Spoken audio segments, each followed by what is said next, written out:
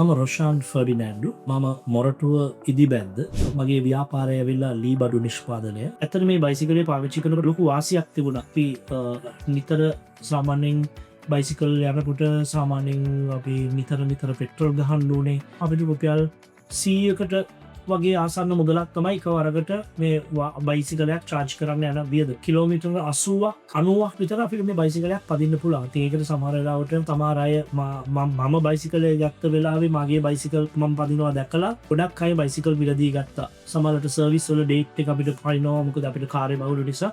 ඉතින් සමහරට ඔයිල් අඩුවෙන් දුවනවා.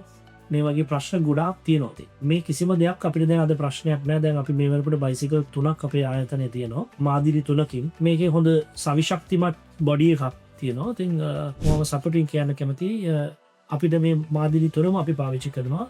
අපිට අද වෙනකන් එහෙම අනවශ්‍ය කිසිම මේ ප්‍රශ්නයක් ඇවිල්ලා නැහැ. ඊවට ආයතනයට ස්තුතිවන්ත වෙනවා, සෝහන්ටත් ස්තුතිවන්ත වෙනවා. අපිට හොඳ ප්‍රොඩක්ට් එකක් අපිට ලබා දෙන්න ඒක අපිට ලොකු ආශිර්වාදයක් කියලා තියෙනවා මේ ආයතනය.